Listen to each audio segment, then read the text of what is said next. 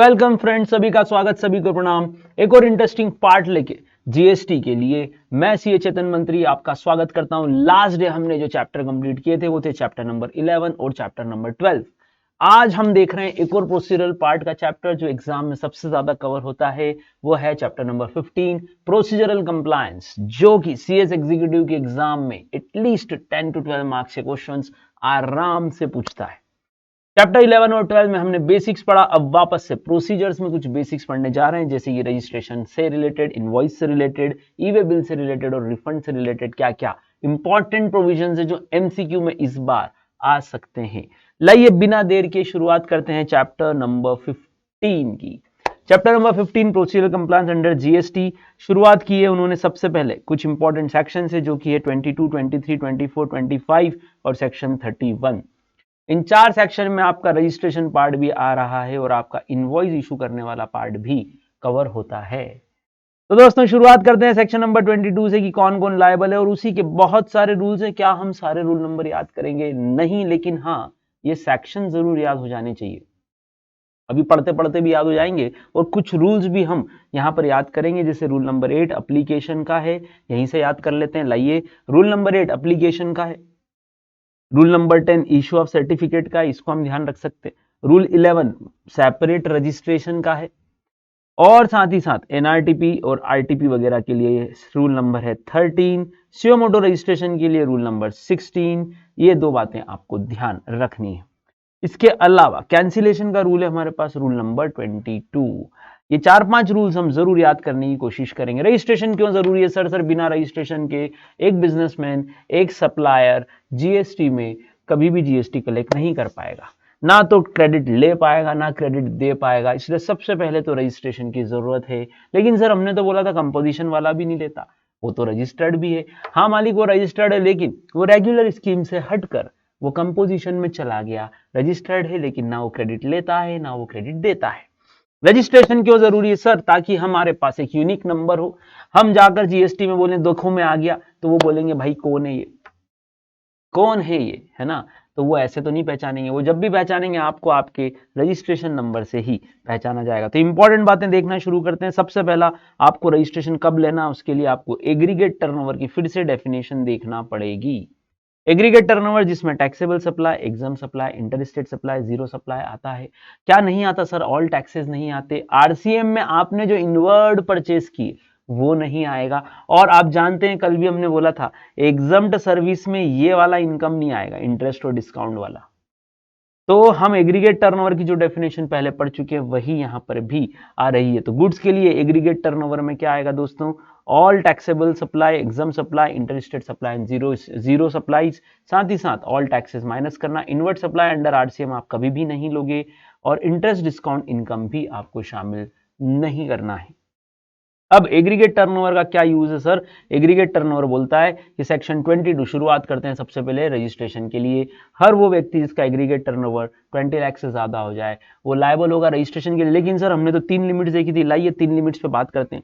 कुछ स्टेट के लिए ये लिमिट 10 लाख है, कुछ स्टेट के लिए 20 लाख है। अब ये चक्कर क्या है? याद कीजिए, हम चूंकि अभी रिवीजन कर रहे हैं तो सीधे मैं कंटेंट पे आ रहा हूं। याद कीजिए हमने पढ़ा था ये एमएमटीएन जो है, एमएमटीएन जो है, ये चार जो स्टेट्स हैं एमएमटीएन, इनके लिए सिर्फ 10 लाख की ही लिमिट है। थ्रेशोल्ड लिमिट इन चार स्टेट्स के लिए सिर्फ 10 लाख है। चाहे वो गुड्स का काम करे बिजनेसमैन, चाहे वो सर्विस का करे, या दोनों का मिलाकर भी 10 लाख जैसे ही क्रॉस होगा इस स्टेट में आपको कंपल्सरीली रजिस्ट्रेशन लेना पड़ेगा। कुछ स्टेट जिसमें यही लिमिट 10 की 20 हो गई फॉर बोथ गुड्स सर्विस और बोथ, चाहे आप गुड्स का काम करो, सर्विस का करो, या दोनों का। बोले अरुणाचल प्रदेश, मेघालय, सिक्किम, उत्तराखंड, पांडिचेरी और तेलंगाना। इन 6 स्टेट में हमारे पास 20 लाख की लिमिट दी गई है। बोले अरुणाचल प्रदेश, मेघालय, सिक्किम, उत्तराखंड, पांडिचेरी, तेलंगाना। बोलिए मालिक, हाँ या ना? तो हम जो यहां बोल रहे हैं इन 6 स्टेट्स में तो 20 लाख है, इन 4 में 10 लाख है। अब जो भी बच गए हैं उसमें ध्यान से सुनिएगा। अब जितने भी स्टेट बच गए हैं उसमें अगर आप सिर्फ गुड्स बेचते हो तो आपकी लिमिट 40 लाख होगी। इसका मतलब सर, अगर एमपी का बिजनेसमैन है और वो ओनली एंड ओनली एक्सक्लूसिवली सिर्फ गुड्स में डील करता है, सर दिल्ली का बिजनेसमैन है, गुजरात का बिजनेसमैन है, हरियाणा का बिजनेसमैन है, अगर वो सिर्फ गुड्स बेचता है जैसे कि शूज, तो उसके लिए लिमिट क्या देखी जाएगी, 40 लाख की लिमिट देखी जाएगी। सर्विस के लिए अगेन 20 लाख, और अगर आप दोनों करने उतर गए तो 20 लाख। तो सर 3 लिमिट है, 10, 20 और 40। ऐसा क्यों सर? 10 इसलिए कि दो सबके लिए है, वो तो चाहे आप गुड्स करो, सर्विस करो या बोथ करो। 20 इसलिए कि ये भी सबके लिए, यहाँ भी 20 सर्विस और बोथ के लिए, लेकिन एक्सक्लूसिवली गुड्स के लिए यहाँ पर रजिस्ट्रेशन की लिमिट बढ़ा दी गई। तो ध्यान रखना, ये 3 लिमिट से आपका कोई सा भी क्वेश्चन हो सकता है। थ्रेशोल्ड लिमिट जो होगा, ध्यान रखना, उस 40 लाख के लिए, इस 20 लाख के लिए, इस 10 लाख के लिए इंटरेस्ट और डिस्काउंट इनकम को लेस करना। भले ही ये एग्जाम सप्लाई ऑफ सर्विस है, भले ही ये एग्जाम सप्लाई ऑफ सर्विस है। ये बात हम कल भी देख चुके थे, बाकी सारी बातें हमने ऑलरेडी कवर कर ली। ये टेबल आपके लिए सफिशिएंट है लिमिट्स को ध्यान रखने के लिए। तो आपका एग्रीगेट टर्नओवर अलग अलग स्टेट्स में जो दिया है, अगर वो थ्रेशोल्ड लिमिट को क्रॉस हो जाता है, 10, 20 और 20 फॉर सर्विसेज और बोथ एंड 40 फॉर गुड्स, तो ध्यान रखना स्टेट है अपने पास MMTN, अरुणाचल, मेघालय, सिक्किम, और पुट कर देना इसको PUT, पांडिचेरी, उत्तराखंड, तेलंगाना, बोलो हाँ है ना, और इसको कर लेना मीसा। मीसा मतलब मेघालय, सिक्किम और अरुणाचल प्रदेश, या मीसाप कर लेना, तो आपको ध्यान रह जाएगा कि ये पीछे अरुणाचल प्रदेश है। Jammu Kashmir, Assam, Himachal Pradesh special category state से वैसे ही, लेकिन इसके बावजूद ये 40 और 20 की लिमिट में कवर होंगे। साथ ही साथ एक इंपॉर्टेंट MCQ जो हमको ध्यान रखना है वो है मालिक, ये 15 डिजिट का आपको GSTIN दिया जाएगा, पेन बेस्ड होगा। ये 2 क्वेश्चन यहां से बन सकते हैं। पहले 2 डिजिट आपके स्टेट कोड होंगे, अगले 10 आपके पैन होंगे, उसके बाद कितने नंबर ऑफ रजिस्ट्रेशन आपने लिए हैं, Z डिफॉल्ट में रहेगा, और आखिरी डिजिट चेक कोड रहेगा। बोलिए मालिक। तो ध्यान रखना, सारे टैक्सेस के लिए CGST, SGST, IGST अलग अलग रजिस्ट्रेशन नहीं लेना है, वरना कंप्लायंस बढ़ जाएगी। कंप्लायंस को कम करना था, एक ही रजिस्ट्रेशन आपको सभी जगह काम आएगा। 15 डिजिट होगा, जिसमें बीच में 10 आपके पैन होंगे, पैन बेस्ड रजिस्ट्रेशन होगा। ये हो गया कुछ MCQ। सेक्शन 22 हमने इस टेबल से खत्म कर दिया।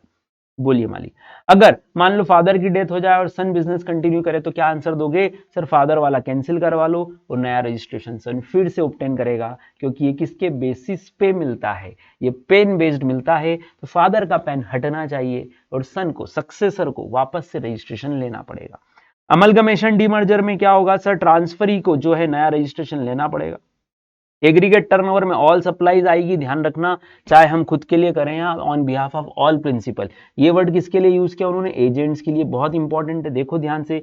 एक्स जो है 4 लोगों के लिए डीलिंग करता है, ABCD। एक्स हो गया एजेंट, और आप तो जानते हैं विदाउट कंसिडरेशन भी अगर ये लोग एक्स को कुछ देंगे तो वो सप्लाई माना जाएगा, और एक्स भी इनको कुछ देगा तो सप्लाई माना जाएगा। तो एक्स पूछ रहा है मैं तो किसी और के बिहाफ पे डीलिंग कर रहा हूं, मेरा टर्नओवर क्या होगा? तो हम बोल रहे हैं ऑल सप्लाईज। ऑल सप्लाईज, ये एक्स जो है इन चारों के लिए जो भी परचेस करके इनको सप्लाई करेगा। आप जानते हैं ये बात हमने शेड्यूल 1 में पढ़ी थी कि अगर एजेंट मार्केट से खरीद के प्रिंसिपल को सप्लाई करेगा विदाउट कंसिडरेशन भी इसको सप्लाई माना जाएगा। और ये जो एजेंट है, ये जो 4 लोगों या 5 लोगों या 10 लोगों के बिहाफ पे डील कर रहा है, हम बोलेंगे भाई ये तेरा ही टर्नओवर है। वो बोलेगा ये तो मैं दूसरों के लिए कर रहा हूं, हम बोलेंगे नहीं ये तेरा ही टर्नओवर है, तेरे को भी रजिस्ट्रेशन अब लेना पड़ेगा, क्योंकि GST चेन ब्रेक नहीं होनी चाहिए। आपने मार्केट से खरीदा, ये आप और अपने प्रिंसिपल को दोगे, GST बेस्ड कैलकुलेशन होगा। ये बात आप ध्यान रखना। इस सेक्शन के लिए आपने देखा होगा, वैसे हमने स्पेशल 26 की जगह स्पेशल 11 बोला था, है ना। हमारे पास स्पेशल कैटेगरी स्टेट्स कितने हैं एज पर कॉन्स्टिट्यूशन? 11। लेकिन इस रजिस्ट्रेशन के लिए आपके पास स्पेशल स्टेट सिर्फ कितने हैं? 4। MMTN, ये इन 4 को ही स्पेशल कैटेगरी स्टेट्स मानना, बाकी हटा देना। बोलिए मालिक, सिर्फ इस पर्पस के लिए, किसके लिए? Only for the registration purpose. कौन कौन है जो रजिस्ट्रेशन के लिए लायबल नहीं है? सर सिंपल, एक तो जिनके टर्नओवर इन लिमिट से कम चल रहे हैं, 10, 20 और 40 और 20 की लिमिट से। ध्यान रखना, अगर आप MMTN में हो तो चाहे गुड्स का काम करो, सर्विस का, या दोनों, लिमिट एक ही, 20 लाख की लिमिट भी एक ही। वो तो बचे हुए स्टेट्स में हमने 2 लिमिट रखी, 40 और 20 और 20। 40 if you are dealing exclusively only with goods. कौन कौन है वो जो बाहर कर दिए गए? Section number 23। पहला, ऐसा व्यक्ति जो 100%, मैं एक ऐसा व्यक्ति हूं जो 100% एग्जाम गुड्स या एग्जाम सप्लाईज ही करता हूं, मैं क्या करूंगा? रजिस्ट्रेशन लेके। दूसरा, एग्रीकल्चरिस्ट, मतलब वो व्यक्ति जो खेती कर रहा है, कि जो आटा बेच रहा है, सर वो व्यक्ति या उसकी फैमिली जो खेती कर रहे हैं, कल्टीवेशन ऑफ लैंड कर रहे हैं, उसको किसान माना जाएगा, उसको रजिस्ट्रेशन लेने की कोई जरूरत नहीं है। थर्ड, अगर मैं सिर्फ RCM वाले केस में हूं तो क्या करेंगे? क्या करेंगे, आरसीएम वाले को तो सर कंपलसरीली रजिस्ट्रेशन लेना ही है। क्यों सर, अगर ये मिस्टर वाई हैं जो जब भी परचेस करेंगे इनको सीधे गवर्नमेंट को टैक्स देना है, तो बोलो भले ही इसका टर्नओवर कुछ भी हो, अगर इसी को सीधे आरसीएम में टैक्स देना है तो मेरे भाइयों बहनों क्या इसको रजिस्ट्रेशन लेना पड़ेगा, सर लेना ही पड़ेगा, उसके बिना तो ये दे ही नहीं पाएगा। तो आरसीएम वालों के लिए तो कंपलसरी है, इंटर स्टेट वालों के लिए कंपलसरी है। बोलो भाई, इंटर स्टेट सप्लाई कर रहे हो आप किसकी, टैक्सेबल सर्विसेज की ना फाइनेंशियल ईयर, तो आपको तो वैसे भी लेना ही चाहिए। इंटर स्टेट टैक्सेबल सप्लाई कर रहे हो आप कुछ नोटिफाइड हैंडीक्राफ्ट्स की, ध्यान से सुनिएगा, कुछ नोटिफाइड हैंडीक्राफ्ट्स की आप सप्लाई कर रहे हो तो 20 लाख तक आपको रजिस्ट्रेशन लेने की जरूरत नहीं, एक्सेप्ट आप जब तक एमएमटीएन में ना आ जाओ 10 लाख तक। दो अलग अलग लिमिट है मेरे पास, एमएमटीएन के लिए हमेशा लिमिट क्या रहेगी 10 लाख, बाकी सबके लिए हम 20 लाख बोल सकते हैं। तो कोई notified handicraft inter state supply करने वाले को क्या करना पड़ता है सर, रजिस्ट्रेशन लेना पड़ता है। तो वापस से बोलो किस किस को रजिस्ट्रेशन नहीं लेना है सर, जो होली एग्जाम गुड्स या सप्लाई कर रहा है मत लो, एग्रीकल्चरिस्ट मत लो, किस किस को लेना ही है सर, जो रिवर्स चार्ज मैकेनिज्म में कवर है उनको तो रजिस्ट्रेशन लेना ही पड़ेगा। क्या लगता, अगर वाई रजिस्ट्रेशन ले क्योंकि वो आरसीएम में वो खुद लायबल है, हाँ कौन एग्जाम्प्ट है फिर सर, इंटर स्टेट सप्लाई करने वाले जो टैक्सेबल सर्विसेज कर रहे हैं वो एग्जाम्प्ट हो सकते हैं, है ना, और इंटर स्टेट सप्लाई में जो हैंडीक्राफ्ट गुड भेज रहे हैं 20 लाख रुपए तक का वो एग्जाम्प्ट हो सकते हैं। कैजुअल टैक्सेबल पर्सन जो इंटर स्टेट सप्लाई कर रहे हैं हैंडीक्राफ्ट गुड्स का, हैंडीक्राफ्ट गुड्स का जो नोटिफिकेशन है गवर्नमेंट ने कुछ गुड्स को हैंडीक्राफ्ट गुड्स में लिस्ट किया, वो लोग एग्जाम्प्ट है। ये 4 लोग एग्जाम्प्ट है। लेकिन person making only reverse charge का क्या मतलब है, देखो हमने बोला वाई को अगर सीधे टैक्स देना है तो वाई को तो कंपलसरी लेना है, लेकिन मिस्टर एक्स बोल रहे हैं, मिस्टर एक्स बोल रहा है कि सर मैं तो जो भी गुड्स बेच रहा हूं या सर्विस दे रहा हूं वो हमेशा ही आरसीएम में कवर्ड है, तो मैं रजिस्ट्रेशन लेके क्या करूंगा। एक्स अगर वाई को गुड्स बेच रहा है जिसमें आरसीएम लग रहा है तो वाई सीधे गवर्नमेंट को देगा, तो इसको तो लेना है। लेकिन एक्स जो कि आउटवर्ड सप्लाई कर रहा है, एक्स जो कि आउटवर्ड सप्लाई कर रहा है, ये बोल रहा है मैं क्या करूंगा लेके, बात तो सही है। अगर एक्स सिर्फ और सिर्फ आरसीएम वाले गुड्स या सर्विस बेचता है जिसमें परचेजर को, जिसमें बायर को, रेसिपेंट को टैक्स जमा करना है, तो वो रजिस्ट्रेशन नहीं लेगा।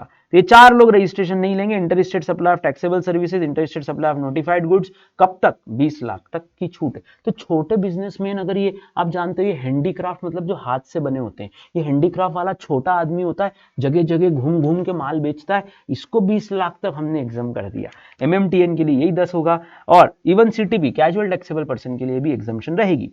किस किस के लिए सेक्शन 24 लग रहा, मतलब सर ये 10 लाख, 20 लाख और 40 लाख या 20 लाख वाली लिमिट हमको नहीं देखना है। क्यों सर, नाम ही क्या लिखा है। थ्रेशोल्ड लिमिट कहां देखते हैं सर, सेक्शन 22 में, कि इससे ऊपर जाए तो आप रजिस्ट्रेशन लेना। लेकिन दोस्तों कुछ स्पेशल लोग हैं जिनको गवर्नमेंट शुरू से ही कवर कर लेगी, जिनके लिए गवर्नमेंट बोलती है कि मालिक आप तो बड़े लोग हो। ओ बड़े लोग कौन है सर, बड़े लोग जिनका कंपलसरी रजिस्ट्रेशन होगा, पहला ऐसा व्यक्ति जो इंटर स्टेट सप्लाई कर रहा है गुड्स की। ध्यान रखना, अगर एक ब्रांच से दूसरी ब्रांच पे भी आपने गुड्स भेज दिए तो आप इंटर स्टेट सप्लाई में आ जाओगे, आप कंपोजिशन स्कीम भी ऑप्ट नहीं कर सकते। तो person making any inter state supply of taxable goods, बोलिए भैया। लेकिन सर्विसेज हो तो सर, सर्विसेज के लिए वो 20 और 10 की एग्जाम्पशन थी ना, जब तक ये क्रॉस नहीं हो जाए तब तक रजिस्ट्रेशन मत लेना। अच्छा नोटिफाइड गुड्स हो तो सर वहां भी ये लिमिट लग रही है, कंपलसरी रजिस्ट्रेशन नहीं है वहां पे भी, जब ये लिमिट क्रॉस हो जाए तो है। लेकिन अगर आपने 1 अप्रैल को बिजनेस खोला और शुरू दिन 10 रुपए का गुड्स एमपी से राजस्थान बेचना चाह रहे हो आप, बोलो क्या किया जाए मालिक, क्या किया जाए, तो सर आप इंटर स्टेट कर रहे हो, ओके तो क्या करें सर, रजिस्ट्रेशन ले लो, रजिस्ट्रेशन आपको तो लेना पड़ेगा। दूसरा सीटीपी मेकिंग टैक्सेबल सप्लाई, लेकिन सर अभी हम बोल रहे थे सीटीपी जो इंटर स्टेट सप्लाई कर रहा है नोटिफाइड गुड्स की, बोलो अभी हम बोल रहे थे ना उसको तो एग्जाम्पशन है, हाँ है ना, 20 लाख तक एग्जाम्पशन है। अगर वो क्या बेच रहा है, नोटिफाइड हैंडीक्राफ्ट गुड्स, तो बात अलग है। तो 20 और 10 की लिमिट लगेगी इसके ऊपर, 20 और 10 की लिमिट लगेगी इसके ऊपर, बोलिए भाई। स्पेशल कैटेगरी स्टेट 4 एमएमटीएन 10 लाख और बाकी सब में 20 लाख की थ्रेशोल्ड लिमिट हमेशा अप्लाई की जाएगी। इज इट क्लियर, बोलें दोस्तों। तो सीटीपी मेकिंग टैक्सेबल सप्लाई के लिए ये बात ध्यान रखना, उसको भी कंपलसरी रजिस्ट्रेशन लेना है। लेकिन सीटीपी बोलता है कि मैं तो नोटिफाइड हैंडीक्राफ्ट गुड्स बेच रहा हूं सर, तो हम बोलेंगे ओके थम्बा रुको तुम रुको 20 लाख और 10 लाख की लिमिट तक। तीसरा वो व्यक्ति जिसको कंपलसरी रजिस्ट्रेशन लेना है, आप जानते हैं सेक्शन 9(3) और 9(4) किसके हैं, आरसीएम के हैं, एफसीएम के नहीं है, ये आरसीएम के हैं। तो अगर वाई एक ऐसा पर्सन है जो जब भी गुड्स या सर्विस लेगा इसको खुद को ही जीएसटी पे करना है, इसका सप्लायर जीएसटी नहीं देगा, तो भैया वाई को तो कंपलसरी रजिस्ट्रेशन लेना होगा, अभी हमने डिस्कस किया। 9(5) कंपलसरी इको वाले केस में, एनआरटीपी कंपलसरी जिन लोगों को सेक्शन 51 में टीडीएस करना है और सेक्शन 52 में टीसीएस करना है।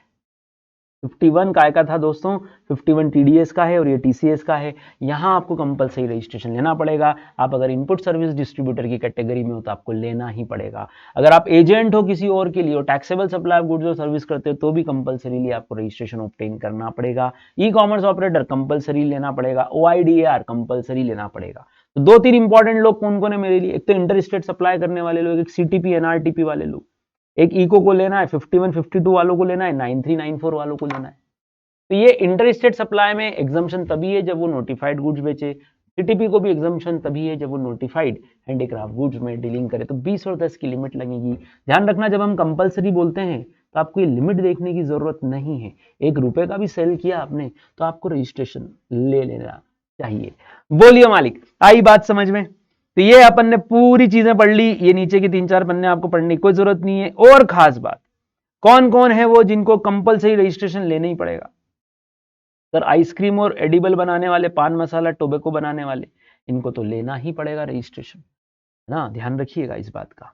ओके, यस दोस्तों, ये सब पढ़ने की आपको जरूरत नहीं है। आप जानते हैं service supplier not eligible for exemption of 40 lakh. Sir सही बात है, एमएमटीएन में सर्विस प्रोवाइडर को 10 है, 6 स्टेट में बाकी में 20 है और बाकी सब में भी 20 है। तो सर्विस प्रोवाइडर कहीं भी 40 की लिमिट में आ रहा क्या?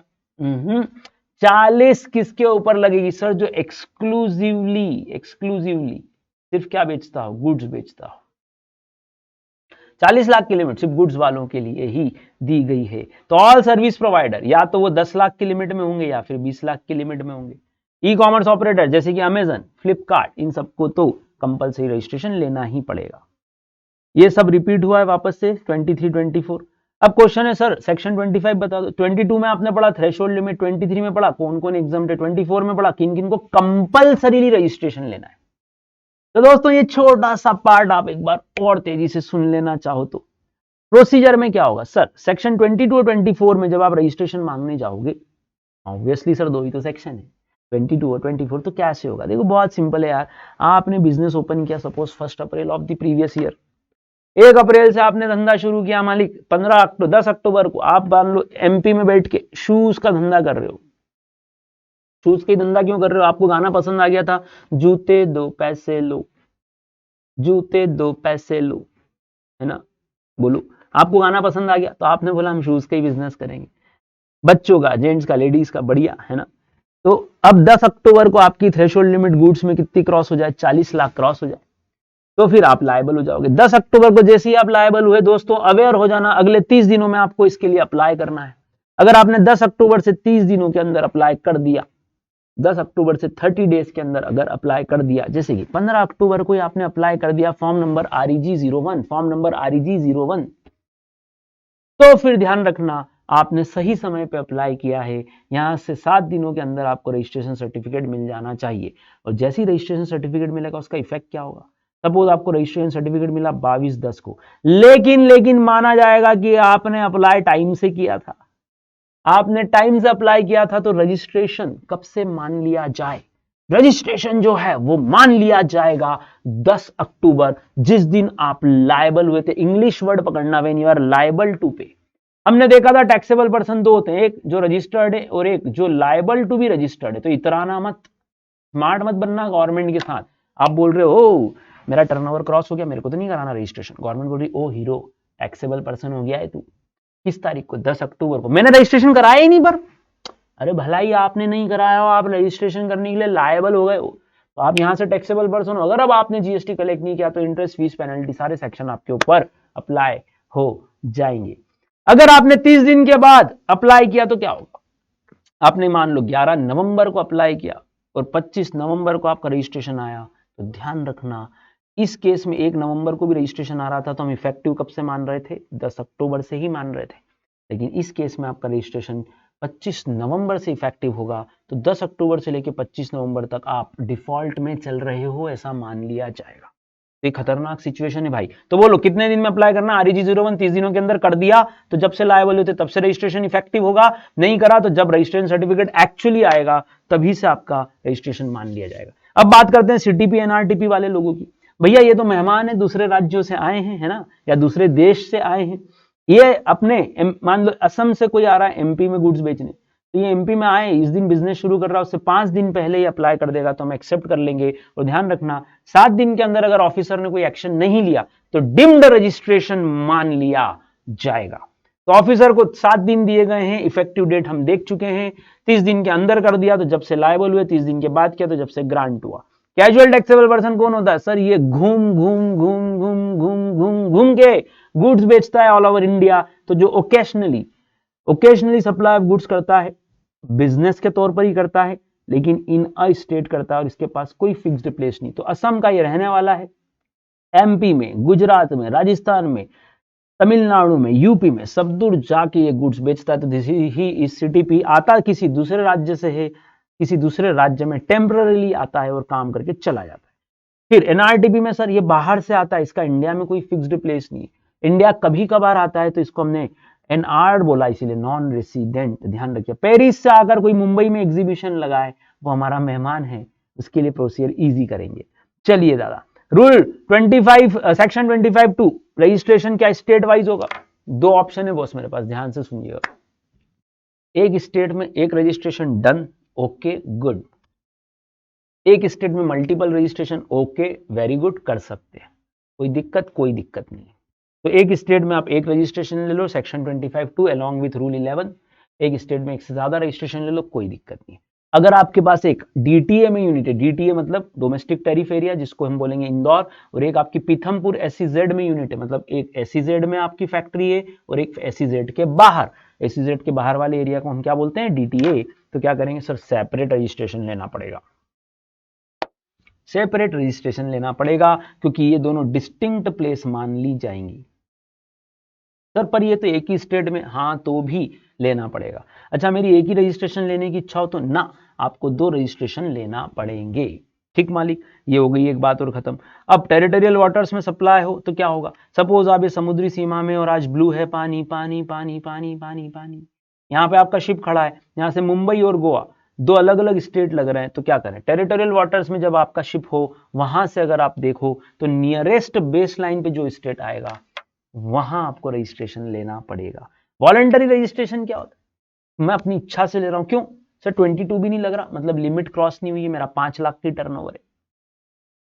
24 में मैं कंपल्सरीली लायबल भी नहीं हूं, लेकिन मेरी इच्छा है बड़ा करने की, बड़ा बनने की, है ना, और मैं बड़ा थिंक बिग वर्क करता हूं, थिंक बिग एक्शन लेता हूं। तो मैंने सोचा आज नहीं तो कल लेना तो पड़ेगा ही, तो बेटर है मैं वॉलंटरी रजिस्ट्रेशन ले लूं 25(5) में। बोलो भैया, तो 25(5) में आप वॉलंटरी रजिस्ट्रेशन के लिए अप्लाई कर सकते हो, कोई दिक्कत नहीं है कहीं भी। बोलो दोस्तों, सॉरी 25(3) में आप वॉलंटरी रजिस्ट्रेशन के लिए अप्लाई कर सकते हो, कोई दिक्कत नहीं है, इसके लिए कोई लिमिट भी लगाने की जरूरत नहीं है। लेकिन जैसे आप वॉलंटरी रजिस्ट्रेशन लोगे, आपको GST चार्ज भी करना पड़ेगा और आपको क्रेडिट भी मिल जाएगी, भले ही आपकी लिमिट क्रॉस नहीं हुई है। फिर डिस्टिंक्ट पर्सन की बात हमने ऑलरेडी कर ली थी चैप्टर नंबर 12 में। मैंने बोला था ये 2 ऑफिस है, दोनों ही रजिस्टर्ड हैं, तो सेक्शन 25(4) लगेगा। एक ऑफिस से दूसरे ऑफिस पे, एक ब्रांच से दूसरी ब्रांच पे अगर गुड्स गए तो शेड्यूल 1 के तहत इसको सप्लाई मान लिया जाएगा। फिर सेक्शन 25(5) जिसमें मैंने बोला था आपका एक ब्रांच रजिस्टर्ड है और दूसरा रजिस्टर्ड नहीं है, जो कि लीकर का एग्जांपल लिया था मैंने, याद होगा आपको, इनको भी डिस्टिंक्ट पर्सन माना जाएगा, सप्लाई वर्ड में कवर कर लिया जाएगा। तो 25(4) और 25(5) दोनों को शेड्यूल 1 से रिलेट करना है। ये दोनों case branch 1 to branch 2, branch 1 to branch 2 वाले केस दोनों ही डिस्टिंक्ट पर्सन के हैं, शेड्यूल 1 सोचना पड़ेगा। शेड्यूल 1 में लिखा था कि अगर डिस्टिंक्ट पर्सन या रिलेटेड पर्सन के बीच में विदाउट कंसिडरेशन भी सप्लाई हुई, हम उसको डिम्ड सप्लाई मान लेंगे। तो मालिक इनका रजिस्ट्रेशन तो ले ही लेना, अब लीकर का नहीं होता मत करवाना, लेकिन सप्लाई तो माना जाएगा, मतलब GST तो लगेगा। एलिजिबिलिटी किसकी? सर पैन होना जरूरी है, बिना पैन के आप कभी भी रजिस्ट्रेशन ऑब्टेन कर ही नहीं सकते। बोलिए, ऑथेंटिकेशन प्रोसेस में आधार यूज होगा, आपका आधार यूज होगा। अगर आधार असाइन नहीं हुआ है तो भाई अपना ड्राइविंग लाइसेंस दे दो, है ना, अपना पैन कार्ड दे दो, कुछ और दो, मीन्स ऑफ आइडेंटिफिकेशन तो चाहिए या नहीं चाहिए। अगर आप ये ऑथेंटिकेशन नहीं करवा पाए, अगर आप ये ऑथेंटिकेशन नहीं करवा पाए तो माना जाएगा जैसे कि आपने रजिस्ट्रेशन के लिए अप्लाई ही नहीं किया। ये नया सेक्शन 25(6)(a), एक और नया सेक्शन 25(6)(b) कि अब जो भी रजिस्ट्रेशन होंगे वो हर इंडिविजुअल नए केसेस में, जो ऑलरेडी एग्जिस्टिंग बिजनेसमैन है उसको अपना आधार वेरिफिकेशन करवाना पड़ेगा। पहले से ही जो है, मान लो 2017 के पहले से ही जो लोग धंधा कर रहे हैं, या ये रूल 1 जनवरी को आया, 1 जनवरी के पहले ही जिनके रजिस्ट्रेशन हो चुके थे उनको आधार ऑथेंटिकेट कराने की प्रोसेस करना पड़ेगी। लेकिन आप आज जाके नया रजिस्ट्रेशन मांग रहे हो तो अब तो आधार सबके पास होता है भाई। अगर आधार असाइन नहीं है तो कोई और तरीका अडॉप्ट किया जाएगा। ध्यान रखना, जब भी अब फ्रेश रजिस्ट्रेशन होगा 99.99% आधार ही लगेगा। कारण इनकम टैक्स डिपार्टमेंट भी बिना पैन और आधार के आपको आगे वर्किंग नहीं करने दे रहा, तो प्रैक्टिकली बिजनेसमैन तो आधार लेके ही बैठेगा। बोलो भैया, अब आधार नहीं है तो क्या होगा? क्या बिजनेसमैन को रोक ही दोगे क्या बिजनेस करने से? ना, फिर उसका वेरिफिकेशन किया जाएगा विदिन 60 डेज। 60 डेज में उसकी प्रिंसिपल प्लेस ऑफ बिजनेस पे कोई ऑफिसर जाएगा और देखेगा। ऐसा क्यों करा ये आधार वेरिफिकेशन? सर लोग क्या कर रहे थे, फर्जी रजिस्ट्रेशन करा रहे थे जीएसटी में, क्रेडिट के चक्कर में फर्जी रजिस्ट्रेशन, फर्जी आईटीसी, बहुत झोल कर रहे थे, गड़बड़ झाला कर रहे थे, बहुत फ्रॉड कर रहे थे भैया। तो क्या करें, गवर्नमेंट भी परेशान हो गई। क्या किया जाए तो गवर्नमेंट ने बोला आधार लिया जाए भाई। और आधार अगर नहीं है तो उसके ऑफिस पे जाके चाय पानी करो भैया, जरा उसके फोटो शोटो लो, सेल्फी वेल्फी लो उसके साथ कि वो है कि नहीं आदमी। तो ऑफिसर जाएगा, फोटो शोटो लेगा और फोटो शोटो फिर लोड कर देगा 15 वर्किंग डेज के अंदर, जिससे साबित हो जाए कि वो सचमुच एग्जिस्ट करता है। बोलो दोस्तों, तो आधार वेरिफिकेशन इसीलिए जरूरी हो गया। अब बची बात कंपनी के केस में, तो सर कंपनी तो आर्टिफिशियल है, तो सर इनके एमडी, फर्म के केस में पार्टनर्स, एचयूएफ के केस में करता, इन सब का आधार वेरिफिकेशन भी आपको करना पड़ेगा। नहीं हो आधार तो कोई और अल्टरनेट मींस देखना पड़ेगा। बोलिए भैया, हाँ है ना? तो 25(6) से 6B 6C बेसिकली आधार की बात करता है। आधार नहीं हो, कोई और वायबल मींस दो, वो भी नहीं हो तो फिर वो प्रीमाइस विजिट करेगा आपकी एप्लीकेशन से 60 दिनों के अंदर। इस केस में आपको तुरंत 7 दिन में रजिस्ट्रेशन नहीं मिलेगा। बात आती है अब एनआरटीपी की। सर एनआरटीपी से क्या प्रूफ मांगा जाए? पासपोर्ट मांग लो उसका, ठीक है। रजिस्ट्रेशन बाय प्रॉपर ऑफिसर, सीओ मोटो रजिस्ट्रेशन बोल सकते हैं इसको, यस बिल्कुल बोल सकते हैं। और ये अभी हमने देखा कि अगर आप आर्टिफिशियल पर्सन हो, इंडिविजुअल को छोड़ के अगर आप आर्टिफिशियल पर्सन हो तो आधार ऑथेंटिकेशन किसका किया जाएगा? पार्टनर्स, एमडी, ट्रस्टी का। आधार नहीं है तो भैया फिजिकल वेरिफिकेशन होगा 60 दिनों के अंदर। आरईजी फॉर्म कौन सा सबमिट करेगा ऑफिसर? आरईजी 30 सबमिट करेगा विदिन 15 डेज। ऊपर भी यही था, आरईजी 30 विदिन 15 डेज। ये छोटे छोटे से एमसीक्यू ध्यान रखना है भैया। यूनिक आइडेंटिफिकेशन नंबर किसको दिया जाएगा? यूआईएन। यूआईएन दिया जाएगा अपने स्पेशल मेहमानों को। यूआईएन दिया जाएगा स्पेशल मेहमानों को। स्पेशल मेहमान को समझो भैया, स्पेशल मेहमान को स्पेशलाइज्ड एजेंसी जैसे यूएनओ का कोई एम्प्लॉय, या जिसको हमने एमओईए दे रखा है, या फिर जो और कोई यूनिक आइडेंटिफिकेशन व नंबर के लिए एलिजिबल पर्सन है as per ministry of external affairs. Ministry of external affairs MOEA के तहत उसको अथोराइजेशन दिया जाएगा। जैसे कि यूएस का एम्बेसडर है, राजदूत है, अपना मेहमान है यार, मेहमान की तरह रहता है, उसको आप जीएसटी रजिस्ट्रेशन नंबर मत दो, यूआईएन दो। क्यों? वो मान लो दिल्ली में कुछ परचेजिंग करने गया, उसको क्या लग जाएगा? जीएसटी। तो वो दिल्ली के बिजनेसमैन को बोलेगा बॉस मैं यूएस का एम्बेसडर हूं, तो वो कैसे मान लेगा? ऐसे तो बहुत फॉरेनर्स आते रहते हैं। तो वो सबमिट करेगा अपना यूआईएन। यूआईएन किसके रिकमेंडेशन पे दिया जाएगा? मिनिस्ट्री ऑफ एक्सटर्नल अफेयर्स बोलेगी भाई ये विशेष व्यक्ति है अपना, ये मेहमान है, तो उसको यूआईएन दिया जाएगा जीएसटी के द्वारा। तो फिर वो व्यक्ति बाद में इसका रिफंड ले सकता है। ध्यान रखना कौन कौन 25(6)B 6C में नहीं आएगा, मतलब आधार वेरिफिकेशन किसको नहीं कराना? अरे जो इंडिया का सिटीजन ही नहीं है, बोलो ना, जो इंडिया का सिटीजन ही नहीं है, और इन लोगों को तो कराना पड़ेगा। ये करता है, मैनेजिंग डायरेक्टर है, अथोराइज पार्टनर है, तो इनको तो आधार वेरिफिकेशन करवाना पड़ेगा। तो बेसिकली आधार को लेके पीछे के 5 सेक्शंस हमने पढ़े, 6 से 6B 6C। साथ ही साथ एनआरटीपी के लिए पासपोर्ट, साथ ही साथ प्रॉपर ऑफिसर आगे बढ़ के भी आपको रजिस्ट्रेशन दे सकता है। साथ ही साथ यूआईएन दिया जाएगा स्पेशल मेहमानों को, जैसे कि एम्बेसडर, जैसे कि यूएनओ के ऑर्गेनाइजेशंस की स्पेशल क्लास, एम्बेसीज, कंसुलेट वाले लोग।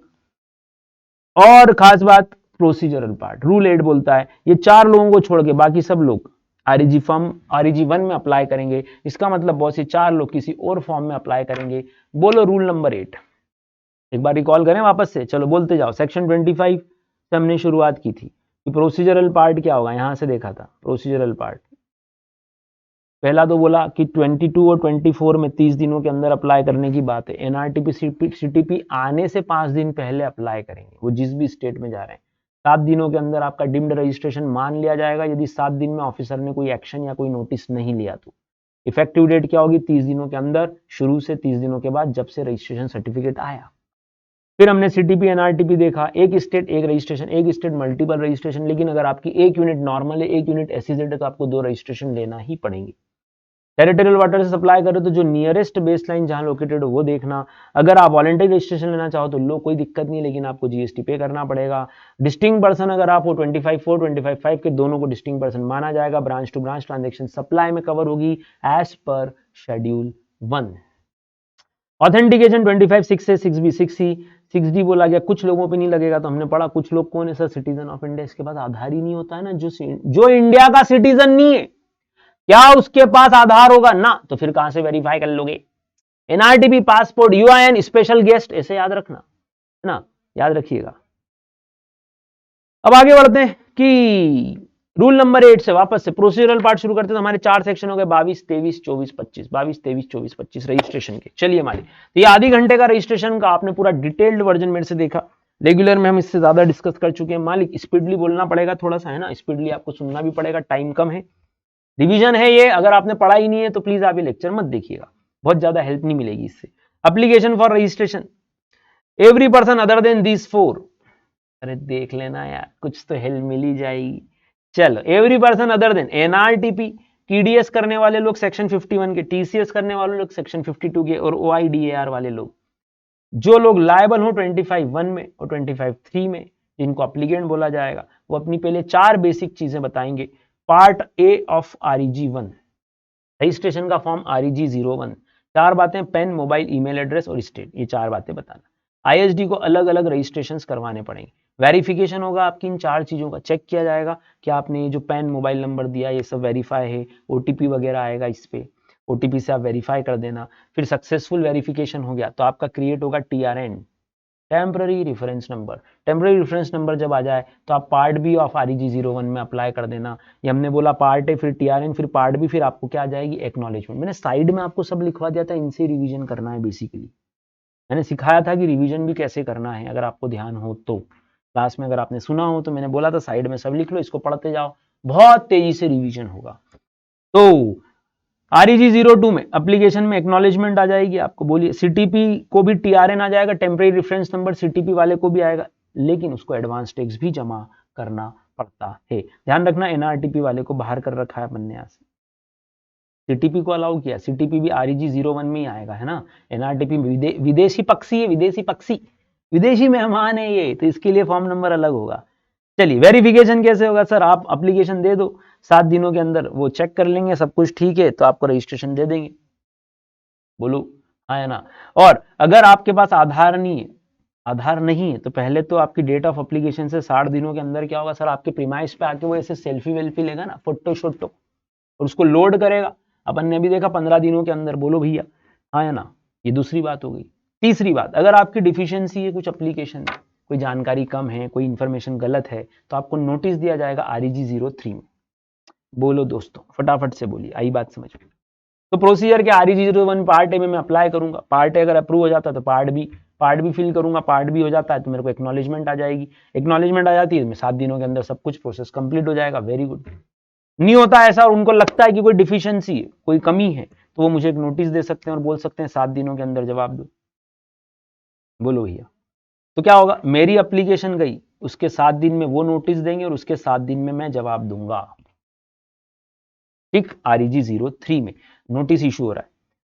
फिर अगर ऑफिसर सेटिस्फाई होता है मेरे जवाब से, विद इन 7 वर्किंग डेज मैंने जवाब दे दिया। अच्छा, मेरा जवाब कौन से फॉर्म में जाएगा, 04 में। 03 नोटिस, 04 मेरा जवाब, रिप्लाई अगर सेटिस्फैक्ट्री तो 7 दिनों में मुझे फिर से रजिस्ट्रेशन दे देगा। कौन से फॉर्म में दे देगा, देखो विद इन 7 वर्किंग डेज लिखा हुआ है। अगर कोई रिप्लाई नहीं गया और ऑफिसर को लगता है कि रिप्लाई तो चाहिए और आपने कोई जवाब नहीं दिया है और ऑफिसर सेटिस्फाइड नहीं है आपके जवाब से, दिया लेकिन सेटिस्फाइड नहीं है, आपका रजिस्ट्रेशन कैंसिल हो जाएगा, एप्लीकेशन रिजेक्ट हो जाएगी, REG 05। बोलिए भैया, हाँ या ना, बोलो। एप्लीकेशन से 7 दिन में अगर नोटिस नहीं दिया तो क्या होगा? Deemed registration. एप्लीकेशन से 7 दिन में नोटिस दिया तो आपको 7 दिन में रिप्लाई करना, उसके अगले 7 दिन में वो एक्शन लेगा। क्लियर है? डायग्राम दोनों बनवाए थे मैंने आपको, आपने नोट भी किए होंगे। बोलिए भाई, हाँ या ना। तो रूल 9 को इन्होंने समराइज किया। ध्यान रखना, पुराने डे 3 डे हुआ करते थे, नए डेज अब आपको कितने दिए? 7 दिन दिए हैं, ध्यान रखिएगा। तो ये रजिस्ट्रेशन, ये रिजेक्शन। अब क्या होगा? 06 में, 05 में या तो रिजेक्ट हो गई तो अलग बात है, 04 में आपने रिप्लाई किया, 03 में उसने नोटिस दिया, 01 में आपने अप्लाई किया था एप्लीकेशन के लिए। 01 आपकी application part A part B. 03 उसने नोटिस दिया अगर वो कुछ जानकारी चाहता है तो। 04 आपने रिप्लाई दे। 05 एप्लीकेशन रिजेक्ट भी कर सकता है और 06 आपको रजिस्ट्रेशन दे सकता है। 06 दे देगा।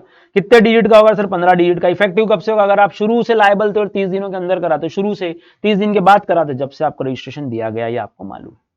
और आप चाहे कंपोजिशन स्कीम में हो कि रेगुलर स्कीम में, भैया रजिस्ट्रेशन तो लेना पड़ेगा थ्रेशोल्ड लिमिट क्रॉस करते से। और अगर आप सेक्शन 24 में हो तो शुरू से ही लेना पड़ेगा, लिमिट भी नहीं देखेंगे। बोलिए भाई, क्या हम एक ही स्टेट में मल्टीपल रजिस्ट्रेशन ले सकते हैं? सर रूल 11 ऑलरेडी हम देख चुके हैं। एक व्यक्ति एक स्टेट में कितने रजिस्ट्रेशन ले? सर एक रजिस्ट्रेशन ले, एक से ज्यादा रजिस्ट्रेशन ले। अगर आपकी एक यूनिट एसीजेड में और एक नॉर्मल में, तो 2 अलग अलग सेपरेट रजिस्ट्रेशन भी लेना पड़ेगा। बोलो भैया। और ध्यान रखना, ऐसा नहीं होगा कि एक ब्रांच पे अलग रूल लगाओ, दूसरी ब्रांच पे अलग रूल। अगर आप एक ब्रांच को कंपोजिशन में लोगे तो बाकी सारी ब्रांचेस भी कंपोजिशन में आएंगी। एक ब्रांच को आप रेगुलर में लोगे तो बाकी सारी ब्रांच भी रेगुलर में ही आएंगी। बोलिए मालिक, अलग अलग रजिस्ट्रेशन के अलग अलग फॉर्म्स अप्लाई करने पड़ेंगे। हाँ, तो आप क्या क्या कर सकते हैं? विद इन अ स्टेट और with in a union territory section 25(2) along with rule 11 बोलता है मोर देन 1 प्लेस ले सकते हो, कोई दिक्कत नहीं है। लेकिन आप सेक्शन 10 अगर ऑप्ट करोगे तो सारी ब्रांचेस के लिए करना पड़ेगा।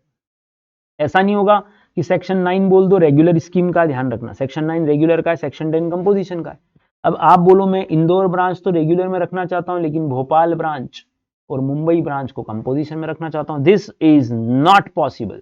ऑल अलग अलग जितने भी ऑल रजिस्टर्ड प्लेसेस हैं, उन सबको अलग अलग टैक्सेस पे करने पड़ेंगे। और ध्यान रखना, अगर आपकी एक भी ब्रांच सेक्शन 10 से बाहर आ जाती है तो ऑटोमेटिकली सारी ब्रांचेस भी बाहर आ जाएगी। मैंने हिंदी में लिखा था बॉस, ये हिंदी में मैंने आपको सब नोटिंग कराई थी। रिवीजन ऐसे ही करना चाहिए था आपको, अगर रिवीजन करना आया हो तो।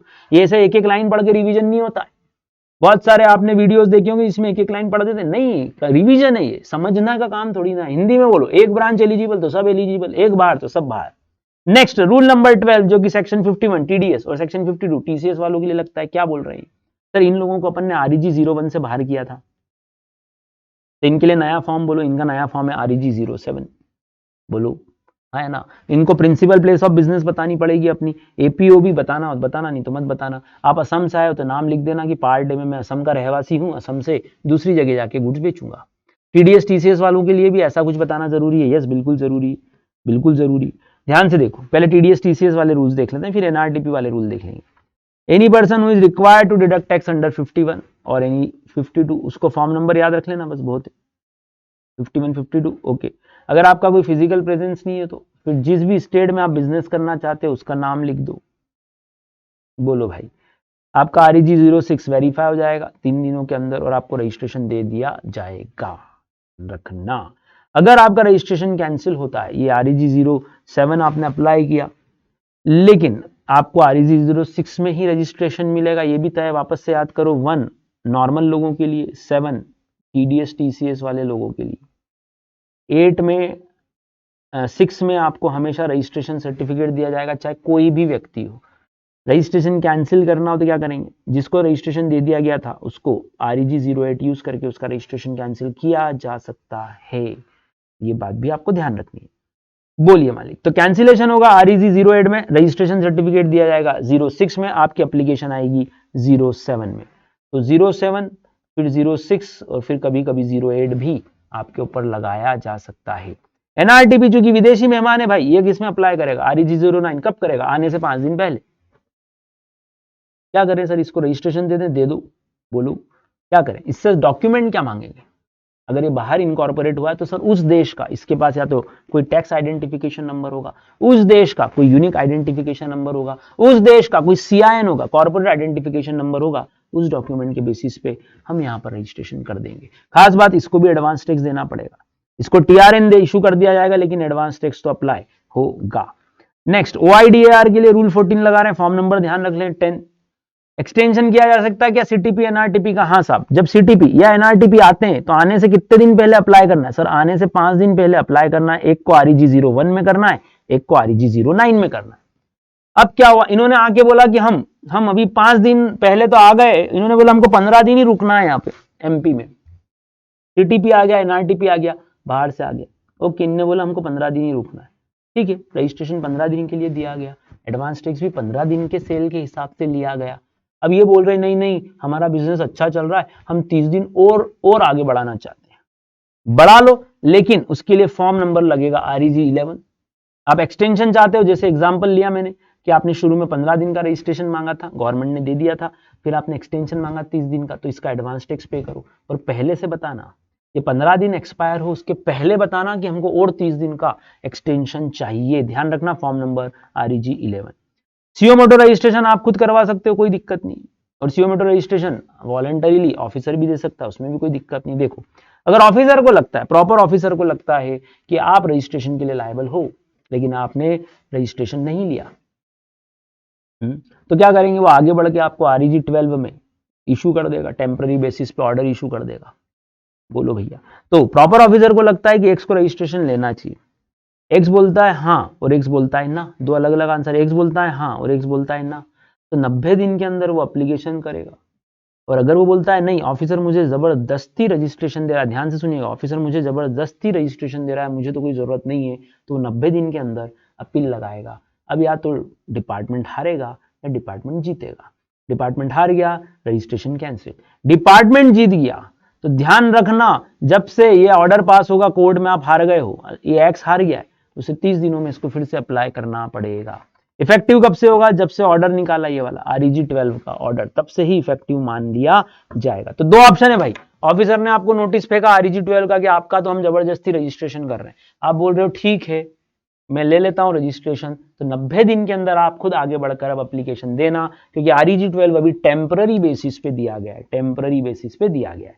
नेक्स्ट, यूआईएन किसको दिया जाएगा? तो फॉर्म नंबर बोलो, आरईजी 13 स्पेशल लोग हैं, बस ये ध्यान रखिएगा। रजिस्ट्रेशन सर्टिफिकेट आरईजी 06 में होगा 3 दिनों के अंदर। नेक्स्ट, क्या रजिस्ट्रेशन सर्टिफिकेट हमको डिस्प्ले करना पड़ेगा? हमारा जो भी प्रिंसिपल प्लेस ऑफ बिजनेस, हमारा जो भी एडिशनल प्लेस ऑफ बिजनेस है, वहां पे ऐसी फ्रेम बनवा के आप स्पेसिफिकली ये डिस्प्ले लगा देना कि आपका रजिस्ट्रेशन है। बोलो, साथ ही साथ आपको जीएसटीआईएन अपने दुकान के बोर्ड के बाहर यहाँ पे लिखना पड़ेगा। आप देखते होंगे बहुत सारे बिजनेसमैन ये लिखते हैं। क्या हम हमारे रजिस्ट्रेशन फॉर्म में कोई अमेंड नहीं करा सकते, जैसे कि एड्रेस, जैसे कि मोबाइल नंबर, जैसे कि ईमेल? सर बिल्कुल हो सकता है, क्यों नहीं हो सकता। आपका जो भी फॉर्म रहा हो, आरईजी 01, 07, 09, 010 और 013, सॉरी 09, 10 और 13, इसमें जो भी फॉर्म रहा हो, आपको लगता है कुछ चेंज करना है तो अप्लाई करो आरईजी 14 में, अप्लाई करो। कब? जब से वो चीज बदली, जैसे आपने अपने ऑफिस का एड्रेस बदला 5 अक्टूबर को, तो भाई यहां से 15 दिन में अप्लाई कर दो। आजकल तो ऑनलाइन है, आप हाथों हाथ ही कर दो, तो कोई दिक्कत भी नहीं है। बोलो भाई, क्लियर है क्या? फॉर्म नंबर एक बार और रिपीट करते हैं, देखो कहां से रिपीट करें अपन। सबसे पहला आरईजी 01 किसके लिए है सर? इन सब के लिए, एक्सेप्ट एनआरटीपी, टीडीएस, टीसीएस और ओआईडीआर वालों को छोड़ के, है ना, इस बात का ध्यान रखना। पार्ट ए फिल करना, पार्ट 2 फिल करना, आपको एक्नॉलेजमेंट आ जाएगी 02 में। और इसके बाद हमने पढ़ा 3, 4, 5। 3 में अगर वो सफिशिएंटली सेटिस्फाई नहीं, वो आपसे कोई जानकारी चाहता है तो नोटिस इशू करेगा। आपके एप्लीकेशन से 7 दिनों के अंदर नोटिस आएगा, आपको 04 में जवाब देना है 7 दिनों के अंदर। आपके जवाब से वो सेटिस्फाई हो गया, रजिस्ट्रेशन दे देगा, नहीं हुआ आरईजी 05 में वो रिजेक्शन डाल देगा। रजिस्ट्रेशन सर्टिफिकेट हमेशा कौन से फॉर्म में आएगा? 06 में। 07 वाला फॉर्म किसके लिए? देखो इधर, आरईजी 07, 06 में तो रजिस्ट्रेशन होता है भाई। आरईजी 07 आपके टीडीएस टीसीएस वाले लोगों के लिए, क्योंकि उनके लिए आरईजी 1 नहीं लगता है। फिर इनका रजिस्ट्रेशन भी 06 में दिया जाएगा, कैंसिलेशन 08 में होगा। एनआरटीपी के लिए 09 हो गया, तो हमने 01 पढ़ लिया, 07 पढ़ लिया, 09 पढ़ लिया। बोलिए भाई, इसके बाद ओआईडीआर के लिए हमने पढ़ लिया 10, ये भी हमने देख लिया। एक्सटेंशन चाहिए 11 किसको? एनआरटीपी सीटीपी को। और इसके अलावा आगे बढ़ के ऑफिसर दे रहा है तो 12, और यूनिक आइडेंटिफिकेशन नंबर 13। इनमें कोई भी बदलाव हो जाए 1, 7, 10, 13 में, आपको अप्लाई करना पड़ेगा यहां पर आरईजी फॉर्म नंबर 14 में। ठीक मालिक। चेंज अगर आपका नाम, पता और आपकी अथॉरिटी से रिलेटेड है तो 15 दिनों के अंदर आप अप्लाई कर देना। और आरईजी 14 जैसे ही आप अप्लाई करोगे ऑर्डर पास हो जाएगा REG 15 में कि ठीक है हम इसको एक्सेप्ट करते हैं। बोलिए मालिक, हाँ कि ना? क्लियर? अगर ऑफिसर को लगता है कि जो अमेंडमेंट आप मांग रहे हो वो ठीक नहीं है तो वो 15 आपकी एप्लीकेशन जब आएगी ना 14 फॉर्म नंबर में, उससे 15 दिनों में वो आपको नोटिस इशू कर देगा फॉर्म नंबर 03 में। ऑफिसर मना कर रहा है कि नहीं नहीं, और आपसे बोलेगा 7 दिन के अंदर आप जवाब दो। REG 4 में, ये तो पढ़ चुके हो 3 और 4 वापस से रिपीट हुआ है। आपके जवाब से अगर वो सेटिस्फैक्टरीली सेटिस्फाई हो जाए तो कोई दिक्कत नहीं, अमेंडमेंट कर देगा। आपके जवाब से उसको ऑब्जेक्शन है तो REG 05 में कैंसिलेशन भी कर सकता है। अगर आपके प्रॉपर ऑफिसर ने 15 दिन के अंदर या 7 दिन के अंदर कोई एक्शन नहीं लिया, 15 दिन काय के लिए थे? REG 14 जब अमेंडमेंट की बात हुई थी उससे 15 दिन दिए गए थे। अगर उसने कोई एक्शन नहीं लिया, 7 दिन दिए गए थे जब उसने नोटिस इशू किया था, तो फिर क्या होगा sir? Deemed to be amended मान लिया जाएगा।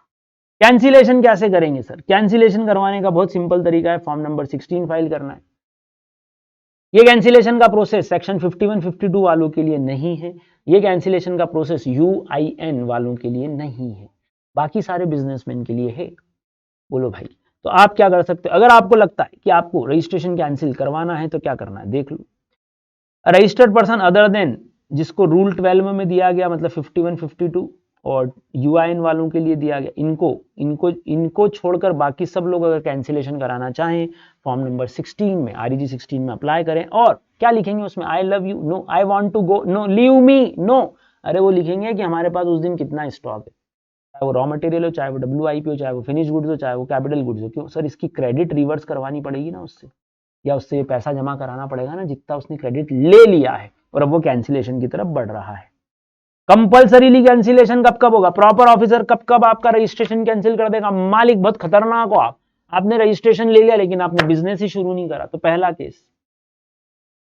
दूसरा केस, आप इनवॉइस इशू कर रहे हो जबकि आपको इनवॉइस इशू नहीं करना है, या बिल इशू कर रहे हो जबकि आपको बिल इशू नहीं करना है। क्यों सर? आप गुड्स बेच ही नहीं रहे हो, सर्विस दे ही नहीं रहे हो। मतलब आप क्या कर रहे हो सर? आप फर्जीवाड़ा कर रहे हो, आप fake invoices, fake bill of supply दे रहे हो, तो भी आपका रजिस्ट्रेशन ऑफिसर आगे बढ़ के कंपल्सरीली रजिस्ट्रेशन कैंसिल कर सकता है रूल 21 में। सेक्शन 171 रूल 10 है आपने तोड़ा, सेक्शन 16 आपने तोड़ा ITC से रिलेटेड।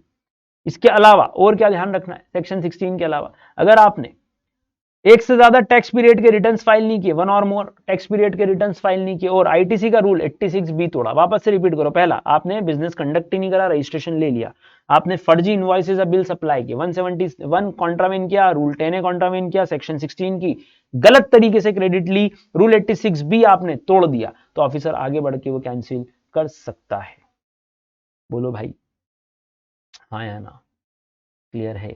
10 जुलाई को आपने अप्लाई किया कि मैं रजिस्ट्रेशन कैंसिल कराना चाहता हूं, कब से? 1 अगस्त से। ऐसा भी आप बोल सकते हो, हाँ बोल सकते हैं। आपने बोला कि मैं 10 जुलाई को आपने एप्लीकेशन दी कि मैं 1 अगस्त से बिजनेस बंद कर रहा हूं, मेरा रजिस्ट्रेशन 1 अगस्त से आप कैंसिल कर दीजिएगा। ओके, बढ़िया है, ये तो बढ़िया बात है, आपने आगे बढ़ के बोला। तब क्या होगा देखो, जब ये सस्पेंशन की बात आती है तो जब आप अप्लाई कर चुके हो, रजिस्ट्रेशन अभी टेम्पररी सस्पेंड हो जाएगा। बोलो हाँ ना? या फिर या तो यहीं से सस्पेंड हो जाएगा, या फिर जब से आपने कैंसिलेशन मांगा तब से सस्पेंड होगा, whichever date is later. ये ध्यान रखना। क्यों ऐसा क्यों? अरे सुनो, बहुत सिंपल है यार, कहानी बहुत सिंपल है। मैंने रजिस्ट्रेशन कैंसिलेशन का बोला, आज से बोला तो आज से सस्पेंड कर देना, 1 अगस्त से बोला तो 1 अगस्त से सस्पेंड होगा। सस्पेंड क्यों होगा भाई? सस्पेंशन इसलिए होगा कि मैं अब वर्किंग ना कर पाऊं, ताकि ऑफिसर चेक करे मेरी सारी पुरानी डिटेल्स, मेरे सारे पुराने रिटर्न्स, टैक्स लायबिलिटी, क्रेडिट वापस लेना देना, कैश लेजर में पैसा पड़ा है क्या, क्रेडिट लेजर में कुछ क्रेडिट पड़ी है क्या, उनको एडजस्ट करना, इसके लिए उसको टाइम चाहिए। वो चेकिंग करेगा ना भाई। अब मैं यहां से बाहर हो रहा हूं गेम से, GST से, तो वो चेक करेगा ना, इस बीच वो सस्पेंड करेगा, सस्पेंशन कर देगा आपका रजिस्ट्रेशन सर्टिफिकेट। बोलो भाई, सस्पेंशन होने के बाद क्या होगा? सस्पेंशन होने के बाद वो चेकिंग करेगा, चेकिंग करके वो बोलेगा हाँ सब कुछ ठीक है, तो वो आपका सस्पेंशन रिवोक करेगा और फिर ऑर्डर देगा किसका? कैंसिलेशन का। ये 4 स्टेप हो गई प्रोसीजर की। बोलिए दोस्तों, हाँ या ना? और ऑफिसर को अगर लगता है कि आपका रजिस्ट्रेशन कैंसिल होना चाहिए तो वो खुद ही तय कर देगा किस तारीख से कैंसिल होना चाहिए। ध्यान रखना, जब आपका रजिस्ट्रेशन क्या हो गया? सस्पेंड, तो ना सप्लाई करोगे ना रिटर्न भरोगे। हाँ, अरे अगर तुम सप्लाई करते रहे तो तुम्हारा रजिस्ट्रेशन कैंसिलेशन का प्रोसीजर कैसे पूरा होगा? तो इसीलिए सस्पेंशन की प्रोसेस लगाई उन्होंने, सीधे कैंसिलेशन नहीं होता है। आप अप्लाई करो, फिर वो सस्पेंशन चलाएंगे, सस्पेंशन चलता रहेगा, सस्पेंशन खत्म होकर कैंसिलेशन का ऑर्डर आएगा। तो स्टेप बाय स्टेप आगे बढ़ेंगे ताकि वो चेक कर पाए आपकी सारी डिटेल्स को। साथ ही साथ हमने ये भी बोला कि अगर आपके GSTR1 में डिफरेंसेस हैं, आपके आउटवर्ड सप्लाई जो GSTR1 में है और आपकी इनवर्ड सप्लाई जो फाइल हुई है उसमें कुछ डिफरेंसेस आ जाएं तो भी वो आपका रजिस्ट्रेशन कैंसिल कर सकता है और आपसे 30 दिनों में वो जवाब मांग सकता है। मैंने बोला था ये सब हिंदी में लिख लेना, रिवीजन बहुत तेजी से होगा।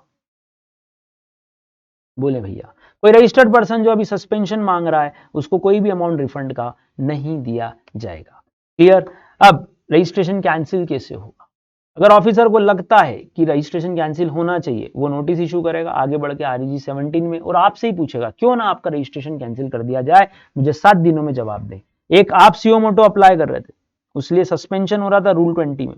देखो रूल 20 आगे बढ़ के आप कैंसिलेशन मांग रहे थे, रूल 21 ऑफिसर आगे बढ़ के कैंसिलेशन कर रहा है। दोनों बातों में अंतर है। 20 में मैं जा रहा हूं, 21 में वो कर रहा है। 20 में जब मैं जा रहा हूं तो पहले मेरा क्या होगा, सस्पेंशन शुरू होगा।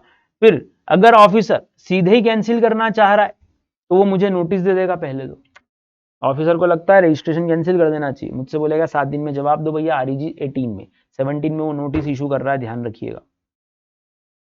क्लियर मालिक। ये कुछ फॉर्म्स हमने ऑलरेडी देख ही लिए थे। 16 में अपने को रजिस्ट्रेशन की एप्लीकेशन देनी है, 17 में वो नोटिस इशू कर रहा है, 18 में आपको उसको जवाब देना है। अगर आपको लगता है where a person who has submitted an application is no longer liable या is liable to be cancelled, या तो आप बोल रहे हो कैंसिल कर दो या उसको लगता है कैंसिल हो जाना चाहिए, तो जिस दिन आप एप्लीकेशन दोगे या जिस दिन आप ये जवाब दोगे 7 दिन के अंदर, उससे अगले 30 दिनों में, अगले 30 दिनों में तो 2 प्रोसेस है भाई, 2 प्रोसेस। या तो आप अप्लाई कर रहे हो या आपका कैंसिल हो रहा है। ये 20 है, ये 21 है। 20 के बाद सस्पेंशन पढ़ा आपने, सस्पेंशन होगा, सस्पेंशन फिर रिवोक होगा, रिवोक होने के बाद कैंसिलेशन की प्रोसेस शुरू होगी। 21 में वो आगे बढ़ के कर रहा है तो वो आपको 17 में नोटिस इशू कर रहा है, 18 में जवाब मांग रहा है। जवाब आने के 30 दिनों के अंदर वो 19 में आपका रजिस्ट्रेशन कैंसिल करेगा। कैंसिलेशन के लिए REG 19 ही लगेगा। ठीक है मालिक, क्लियर? हाँ या ना? अच्छा, जाते जाते आपको सारे अरियर्स पे करके जाना है, जितने भी आपको टैक्सेस, जितने भी आपको इंटरेस्ट, जितने भी आपको पेनल्टीज पे करना है वो सब पे करो। क्लियर। रिवोकेशन ऑफ कैंसिलेशन क्या होगा? देखो सुनो, आपका आप आगे अगर ऑफिसर ने आगे बढ़ के आपका रजिस्ट्रेशन कैंसिल किया है, हो गया आपका रजिस्ट्रेशन से कैंसिल हो गया, ऑर्डर पास हो गया, ऑर्डर पास हो गया, अब क्या होगा? अगर ऑफिसर ने आगे बढ़ के आपका रजिस्ट्रेशन कैंसिल करा था तो आप फिर से हाथ जोड़ के जाओ उसके पास, माफी मांगो, प्लीज मेरा रजिस्ट्रेशन कैंसिल मत करो। जिस दिन उसने कैंसिल किया उसके 30 दिनों में अप्लाई कर देना, उसके 30 दिनों में अप्लाई कर देना। लेकिन जब तुम माफी मांगोगे तो ऑफिसर बोलेगा मैं भरोसा कैसे करूं कि तुमको वापस रजिस्ट्रेशन दे देना चाहिए। तो तुम बोलोगे सर मैंने मेरी गलतियां, मेरी मिस्टेक सुधार ली है, अब मैं अच्छा आदमी हो गया हूं, मैंने सारे रिटर्न्स फाइल कर दिए हैं, मैंने सारे टैक्सेस पे कर दिए हैं, प्लीज मुझे वापस से रजिस्ट्रेशन दे दो। तो माफी मांग रहे थे कान पकड़ के भाई, तो REG 21 में आप एप्लीकेशन देना। कितने दिनों में? 30 दिनों में आपको अप्लाई करना है। अप्लाई किसको करना है? ऑफिसर को ही करना है। एक्सटेंशन चाहिए, एडिशनल कमिश्नर से एक्सटेंशन मांग लेना 30 दिन के बाद अगर अप्लाई करना हो तो 30 दिन मिले नॉर्मली मेरे को, बोलो भैया। लेकिन उससे पहले सारे रिटर्न फाइल कर देना, इसके पहले आपकी एप्लीकेशन एक्सेप्ट ही नहीं होगी। ठीक दोस्तों, अगर आपका रजिस्ट्रेशन फेलियर टू फाइल था तो पहले आप गलती ठीक करो यार, और अमाउंट पे करो यार साले, सबसे पहले तो सारे अमाउंट पे करो ताकि ऑफिसर को थोड़ी आप पे दया आ जाए, है ना। और अगर आपका रजिस्ट्रेशन रेट्रोस्पेक्टिव इफेक्ट से कैंसिल हुआ था, मतलब कैंसिलेशन की डेट आज थी लेकिन इफेक्टिव पिछले 3 महीने से हुआ था, वो सारे रिटर्न्स भी आपको फाइल करने पड़ेंगे। अगर ऑफिसर आपके आपके द्वारा ऐसे हाथ जोड़ने से, रिटर्न फाइल करने से, अमाउंट पे करने से सेटिस्फाई हो जाता है तो वो राइटिंग में देख लेगा कि ठीक है यार अपन कैंसिलेशन हटा दो, तो फॉर्म नंबर 22 में विद इन 30 डेज आपकी एप्लीकेशन आई, उससे अगले 30 दिनों में वो आपका कैंसिलेशन को कैंसिल कर सकता है, मतलब कैंसिलेशन ऑर्डर रिवोक हो सकता है, ये ध्यान रखो। वो चाहे तो रिजेक्ट भी कर सकता है कि नहीं नहीं बदमाश हो तुम, तुम्हारा रजिस्ट्रेशन कैंसिल हुआ इसलिए से हाथ जोड़ के आ गए, माफी मांगते हो, मेरे को मालूम है तुम बदमाशी करोगे, तो REG 05 में आपकी एप्लीकेशन रिजेक्ट भी कर सकता है, ध्यान रखिएगा। फिर फिजिकल वेरिफिकेशन होगा, हाँ लेकिन हर बार ना, जब जरूरी लगे। जरूरी कब लगेगा? जब आपके पास आधार नहीं है, जब आपके पास आधार नहीं है, ध्यान रखना। चलो वापस से देख लो प्रोसीजर। 10 जुलाई को आपका रजिस्ट्रेशन कैंसिल होता है, उससे 30 दिनों में आपको अप्लाई करना है। आपने 28 जुलाई को अप्लाई करा, 30 दिनों के अंदर पुराने पाप सारे ठीक करो। उसने रूल 21 में आपका रजिस्ट्रेशन कैंसिल कर दिया है, आप माफी मांगो, हाथ जोड़ो। नोटिस दिया जाएगा REG 23 में, आप रिप्लाई करना ऑफिसर को 30 दिनों में। एप्लीकेशन एक्सेप्ट या एप्लीकेशन रिजेक्ट वाला रूल लगेगा, बोलो दोस्तों, ये पूरा प्रोसीजर जो ऊपर था इस डायग्राम में कवर्ड है। अच्छा एक बात और है, जब वो रजिस्ट्रेशन आपका रिजेक्ट करेगा, आपने माफी मांगी, वो नहीं पिघला, उसको अभी भी गुस्सा आ रहा है आप पे, तो वो 05 में रिजेक्ट कर सकता है, लेकिन रिजेक्शन से पहले आपको एक बार REG 23 देगा मौका कि वापस से अपने कारण रखो कि क्यों ना आपका एप्लीकेशन जो है वो हम हटा दें। तो आप पहले रीजन रखो और उसका जवाब दो REG 24 में। तो एक मौका और देंगे रिजेक्शन से पहले, आपको ध्यान रखना। और फाइनल फिर आप ठीक करो, मतलब गलतियां ठीक करो। अगर आप अप्लाई करने जा रहे हो तो पहले पुराने पाप सारे ठीक कर दो आपके। अब अगर वो सेटिस्फाई हो जाएगा तो आपको वापस से हाँ कर देगा, ये लिखा हुआ। इफ ही सेटिस्फाइड हो गया तो ठीक है यार, रिवोकेशन ऑर्डर पास कर देगा 22 में। और सेटिस्फाई नहीं हुआ तो 05 में कैंसिल कर सकता है। कैंसिलेशन से पहले आपको एक बार और मौका देगा कि आप जवाब दो 24 में। तो उसका नोटिस 23, आपका जवाब 24, 7 दिनों के अंदर। फिर भी वो सेटिस्फाई नहीं हुआ तो रिजेक्शन मार देगा। 2-3 बार इसको पढ़ लेना। चलिए साहब, और क्या होगा, मेथड ऑफ ऑथेंटिकेशन। अच्छा ये तो समझ ही लिया हमने, हर बार वो आएगा नहीं, REG 30 में आके वो सेल्फी खींचेगा, मैंने बताया ना, और 15 दिन के अंदर वो लोड कर देगा कि ये व्यक्ति जेन्युइन है, वेरीफाइड है, इसके पास आधार नहीं है लेकिन बिजनेसमैन एक्चुअली एग्जिस्ट करता है, ये वो फॉर्म दे देगा, तो ही आपको रजिस्ट्रेशन मिलेगा। तो ध्यान रखना, नॉर्मल रूल है कि आपने एप्लीकेशन दी, उससे 7 दिनों में डिम्ड रजिस्ट्रेशन हो जाता है। लेकिन अगर आपके पास आधार नहीं है तो अगले 60 दिनों में तो पहले वेरिफिकेशन करेंगे आपका, उसके बाद फिर वो 15 दिन में ये लोडिंग करेगा, लोडिंग के बाद फिर आपको रजिस्ट्रेशन दिया जाएगा। तो टाइम ज्यादा लगेगा, गवर्नमेंट धमका रही है, चमका रही है, आधार ले लो, आधार ले लो, नहीं तो टाइम बहुत लग जाएगा रजिस्ट्रेशन में, परेशान हो जाओगे। Next, mode of authentication. आजकल तो क्या चलता है सर, ई सिग्नेचर चलते हैं सब। हर डॉक्यूमेंट पे साइन किसके लगेंगे सर, अलग अलग लोग, अलग अलग व्यक्ति, अलग अलग केस। इंडिविजुअल के केस में कौन साइन करेगा, जीएसटी के रिटर्न्स वगैरह पे कौन साइन करेगा सर, तुम खुद ही करोगे ना। तुम नहीं हो तो तुम्हारे बिहाफ पे कोई अथोराइज पर्सन, तुम मेंटली इनकैपेसिटेट हो तो कोई गार्जियन। HUF में कौन करेगा, करता नहीं हो तो सर कोई और एडल्ट मेंबर। ध्यान रखना, माइनर नहीं करेगा। HUF में माइनर कभी भी साइन नहीं करेगा। कंपनी के केस में CEO या कोई अथोराइज सिग्नेटरी, गवर्नमेंट के केस में कोई ऑफिसर, पार्टनरशिप के केस में कोई भी partner other than minor, minor कभी भी नहीं करेगा भाई, ये माइनर की कोई लायबिलिटी नहीं होती। ट्रस्ट के केस में ट्रस्टी नहीं हो तो कोई अथोराइज सिग्नेटरी, एसोसिएशन के केस में कोई मेंबर या कोई और अथोराइज पर्सन, ये लोग साइन करेंगे, ध्यान रखिएगा। डिम्ड रजिस्ट्रेशन कब कब मान लिया जाएगा, अभी हमने पढ़ा, नॉर्मली गवर्नमेंट जहां जहां 7 दिन दे रही है एप्लीकेशन से, 5 दिन पहले आप अप्लाई करते हो, जैसे NRTP CTP के केस में, अगर कुछ हुआ नहीं तो अपने आप ही आपका रजिस्ट्रेशन डिम्ड हो ही जाएगा ना यार। अगर आपकी एप्लीकेशन रिजेक्ट नहीं हुई तो अपने आप ही मान लिया जाएगा आपका रजिस्ट्रेशन हो चुका है। CTP NRTP के लिए कुछ स्पेशल सेक्शंस बनाएगा सेक्शन नंबर 27 में, ध्यान से देखना। सबसे पहली बात, आने से 5 दिन पहले अप्लाई करो और एडवांस टैक्स पे करो। आप बोलो कितने दिन का रजिस्ट्रेशन चाहिए, आप 10 अक्टूबर से बिजनेस खोल रहे हो सकता है आपने बोला 10 से 25 ही चाहिए, ओके। ज्यादा से ज्यादा एक बार का रजिस्ट्रेशन कितना होता है, 90 दिन का होता है, तो यहाँ से 90 दिन करवा लो। या फिर आपने बोला नहीं मुझे तो 15 दिन के लिए ही चाहिए, ओके। 15 दिन के बाद आप बोल रहे हो एक्सटेंशन, तो एक्सटेंशन और ले लो, कोई दिक्कत नहीं, लेकिन ज्यादा से ज्यादा एक्सटेंशन वापस 90 दिन से ज्यादा का नहीं होगा। और अभी आपने पढ़ा था ये समय खत्म हो उसके पहले आपको अप्लाई करना पड़ेगा एक्सटेंशन के लिए। अभी मैंने 30 दिन वाला एग्जाम्पल समझाया था, ठीक है मालिक, ये सब हम पढ़ चुके हैं। अच्छा, एक्सटेंशन के समय फिर से क्या देना पड़ेगा सर, फिर से एडवांस टैक्स देना पड़ेगा। तो इन दोनों में से जो भी अर्लियर हो उसके पहले अप्लाई कर देना। मतलब 25 तारीख को एक्सपायर हो रहा है तो एक्सटेंशन उससे पहले मांगना। 90 दिन मांगे थे आपने, तो 90 दिन जब एक्सपायर हो रहा है तो और 90 दिन का एक्सटेंशन यहां से मांग सकते हो। तो मैक्सिमम पहली बार में रजिस्ट्रेशन कितना दिया जाएगा, 90 दिन का ही दिया जाएगा। तो 90 + 90 हो गया भैया, मैक्सिमम वैलिडिटी 90 है, ध्यान रखिएगा।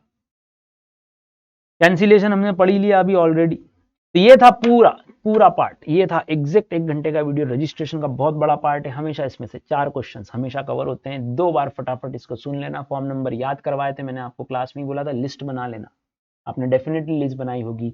आगे का पार्ट हम नेक्स्ट वीडियो में कवर करते हैं, या अभी कंटिन्यू कर लेते हैं, चलो इसी को, है ना। तो इसको यहां तक का पार्ट आपका बहुत स्ट्रांग होना जरूरी है, ध्यान रखिएगा।